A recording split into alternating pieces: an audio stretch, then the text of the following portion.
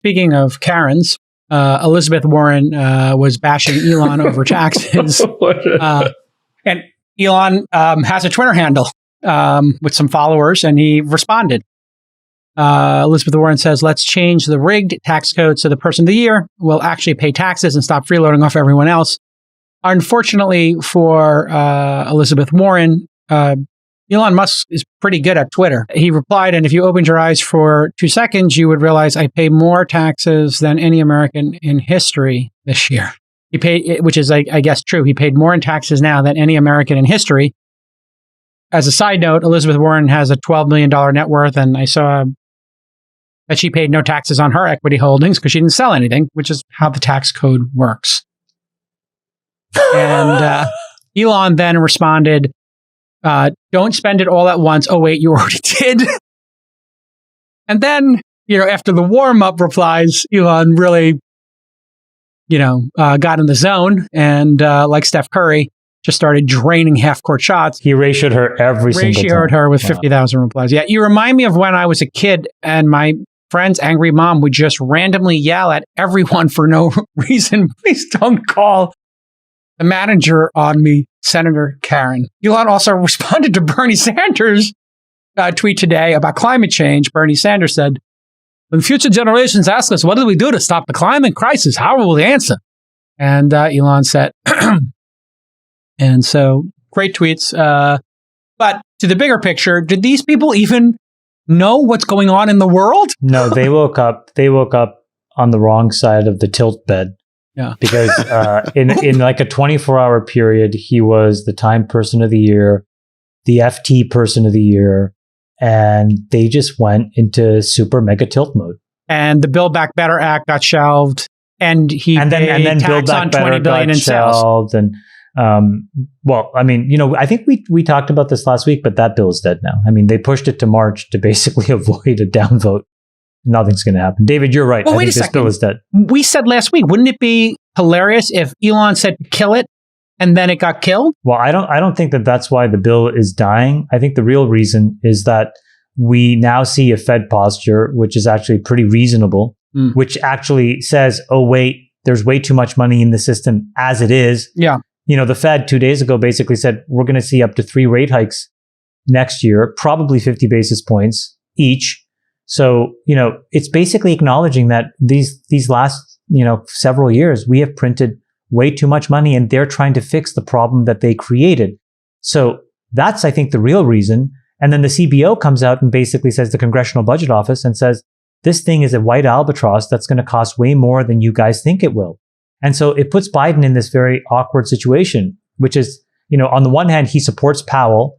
And he supports institutions, or has historically, like the CBO, but he effectively then has to push back on both of them all in one fell swoop to try to ram this bill down people's throats. And the support is, I think it's crumbling. And so, to save face, they basically said, well, we'll put a pin on this and we'll revisit it in March.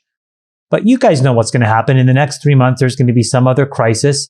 Most folks will forget, and it may just allow them to move on without having to actually deal with the potential of this thing getting defeated, which would just be, I think, cataclysmically bad for Democrats. You were on CNBC today. I thought you said something really important where you said, hey, listen, maybe if we just calm things down for a year, we can, get through. I'm not sure what the exact quote was, but maybe you could unpack that sentiment you had on CNBC today, because I thought that was pretty important.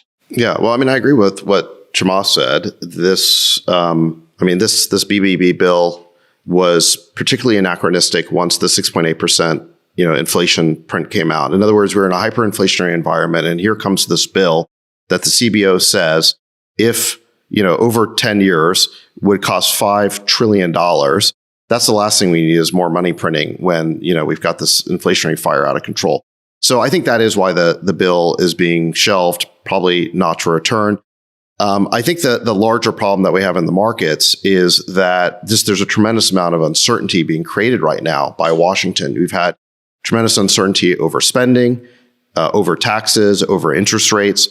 And the conversations that I'm having with friends who are investors in really every asset class, real estate, VC, crypto, the conversations are all the same. What's interest rates going to do? What's the macro picture going to be? I've never seen investors who should be focused on, hey, do I invest in this company or buy this building or whatever? Those aren't the conversations. It's all, everyone's a macroeconomist now. And so we're also distracted by this. And so now the Fed, a couple of days ago, finally gave us clarity. I mean, what they basically said is they're going to accelerate the taper. They'll end quantitative easing at the end of Q1. And then we're basically going to get Explain what that means to people who don't know what they've been purchasing and why. Yeah, I mean, quantitative easing is kind of a weird term. What it means is that the Fed has been going into the bond market and buying bonds. I think basically mortgage-backed securities and treasuries. And they've been buying, I think, about 90 billion a month. They're going to cut that back to 60 billion a month. And that'll continue. Just to explain it a little bit more, when you do that, what you're doing is you're giving somebody that owns those bonds money. Okay, so the Fed prints money. Basically. Yeah. The government prints $100, takes that $100, steps into the market, and takes something from you. In this case, it's a bond, and gives you that freshly printed $100. What are you going to do? Well, you're probably going to go and spend that. You're going to buy other things, and that's the cycle of inflation that quantitative easing basically creates. And so, when you talk about tapering, what that means is slowing down the money printing machine and slowing down you stepping in the market and buying assets with money that you've created out of thin air. And it's up to other people to buy those assets. If other people see value in them, you then are forced to find the real market clearing price. Yeah, those bonds are now on the Fed's balance sheet. And so there's a very interesting chart showing assets that are owned by the Fed. And it went up by something like 3 trillion during COVID. So that is the sort of monetary stimulus that's been pumped into the market over the last couple of years. Separately, we've had something like 6 or 7 trillion of just spending by the government. So, tremendous amount of... And so that 3 trillion is not thrown away. So we're clear, We're going to get interest on that, and some number will default, some of them will get paid back. It's a way of stimulating the economy, but we now know after this stimmy checks and all the stimulus we did during the pandemic, we don't need to put more fire or oxygen or kerosene on what we got going in this economy. Correct, David? Yeah. I mean, we should show that chart about how much the Fed's balance sheet has grown over the last couple of years. But, the argument I think would be the reason why they buy these assets is if they're buying bonds, it basically means that it keeps the yield down, right? Because if they weren't the ones buying them, someone else would have to buy these bonds to keep the government funded. And they might demand a higher interest rate, a higher yield on the bonds. So this, by having the Fed come in and increase the demand for the government's debt, it means that the government can sell its debt more cheaply. Mm-hmm. So when they stop doing that, I think you can expect that, interest rates are going to need to rise in order to make our debt attractive to bond buyers. The other thing, by the way, that the Fed did when they did that was it wasn't just government bonds that they were buying. They decided completely arbitrarily at one point to start buying certain corporate debt. So they own like Ford debt, GM debt, commercial United paper, Airlines. that's called, yeah. No. Commercial paper is sort of more very short-term duration. But like, how do you make a decision to start buying corporate bonds? It's like buying corporate equities. Do you buy Google versus Facebook? Do you have a view? Who's the capital allocator making that decision? So more importantly, who's setting the price? Who's setting the price? So, these guys have been off the reservation for a long time. I think it's fair to say that they were forced into action without a playbook in the middle of a once in a lifetime, once a century pandemic. Fair enough. And I think they actually did a pretty reasonable job. But we just kept the tap on for so long. Yeah. And now we're like dealing with this stuff, trying to figure out how do we actually compensate. So the idea that we would add, knowing all of this. So it's one thing, I think, if Biden passed the bill 5 months ago, 6 months ago, because we didn't know any of this stuff. But to do it now, knowing that, I think that it's really hard. And I bet you that it's not just Manchin on the Democrats that are having a little bit of heartburn and second thoughts. It's probably more, because I suspect that they could have forced his hand really if it was just up to him. But I suspect there are other Democrats who are now teetering on the fence thinking, I don't want my legacy to be tied to this when we're printing 6, 7, 8% inflation for me to basically keep the money printing machine on, because it's insane. This is like the Sopranos episode where he gave him like they fronted the guy like 45 boxes of ziti, and like you wake up and this guy can't pay the bill in the poker game. Like, where can we even afford to pay this back at some point? Yeah, look, I think when March comes around and this bill's supposedly going to be brought back off the table, we're going to be into the election season in 2022. And I don't know that Democrats are going to want to defend this. I think there is a view on the Democratic side that if they deliver enough goodies to their base, then that will help them win elections. But I think what helps you win elections more than delivering goodies to your special interests is for the economy to be healthy. Yeah. And if they are sort of pressurizing this inflation situation, that is, I think, ultimately, that could backfire. I think that's going to be worse for the economy. Frankly, I think Manchin's doing Biden a favor because if the economy does grow by 4% next year, as the Fed is predicting it is, and if inflation comes down because you stop printing money the way they're doing, then, I think the Democrats will do better in the election if the economy is good. I mean, one of the reasons why they did so poorly, in the off-year election a month ago is that there's tremendous economic anxiety out there. People are seeing the inflation at the gas tank when they go to buy food.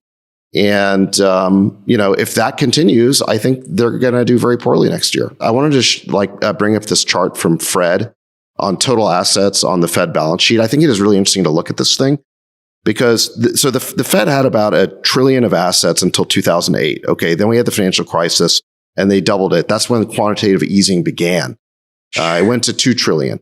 But then, from roughly 2009 to about 2020, before COVID, somehow the balance sheet grew from $2 trillion to $4 trillion.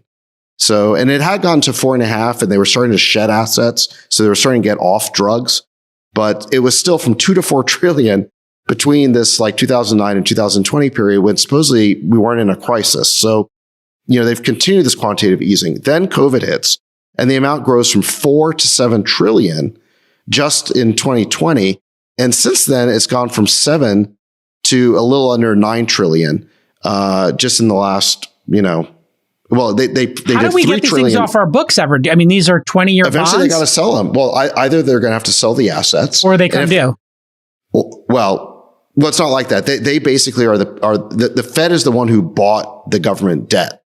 So they're buying, call it a 10-year treasury. So yeah, I guess they could just wait till the bond gets paid off. But I guess they could do that. But now the Fed has an incentive not to let the assets get toxic, right? So if, the assets would get toxic if interest rates go up too high, that drives bond prices down. And now all the assets on their books are worth a lot less. Yeah, this is like the point where we have to just call it and say, okay, you know what? Let's move on. Meaning in the sense that we have to go to these root causes because more money is not going to fix what we're dealing with. So I just put something in the group chat and I just want to get your guys' reaction to it because when I saw it, it blew my mind. There was a study, okay, that was just published a few days ago and it said the following thing. Children born during the pandemic have experienced a catastrophic drop in cognitive development of 22 IQ points. Yep, 22. I saw this. Yeah. And when you look at it, the people that were the most affected were male children and children of lower socioeconomic families. But everybody was affected. Yet you see the amount of money that we're spending already. So adding more money to something is not going to make it better if what we're spending today is basically just getting flushed down the toilet. And these are the kinds of things that really matter. How do you allow an entire generation of kids to suffer? By the way, what does that show? That means that teachers actually are unbelievably important. So number one, they should get paid a lot more. Okay, let's just put it that way. And there should be more of them and smaller class sizes. Exactly. But if you have these completely screwed up incentives between the organizations, the unions that represent these teachers, and then the parents who have completely different incentives, and they basically fight to never be in classroom and to not really teach. This is the measurable outcome. Yeah. The IQ of our children. I mean, their verbal ability, their executive function, their scores are going down. How do they recover from that? Be a lot of tutoring. It's going to be a lot of summer school. Yeah. I mean, Zoom's not going to do it. I don't think more Fortnite and Roblox fixes this problem. No, definitely not. And I feel terrible because as a parent, that was my solution, right? I was struggling with the Zooms like every other parent. And then in the evenings, I was just so burnt and just feeling so beside myself in the middle of the pandemic. whereas I had a no iPad rule for my kids, I broke down. Yep. You know, everybody did. I mean, it's like Everybody you're did. home with your kids all day long. It's not how it's supposed to work. But so the point is, like, this is where the government should step in and actually say, okay, here, let me take leadership on this topic, right? And talk to the unions, fix whatever needs to be fixed, amp up the money into charter schools, do whatever you need to do, but please fix the problem. But randomly spending money to try to buy votes, I think people see through that. It just doesn't work. And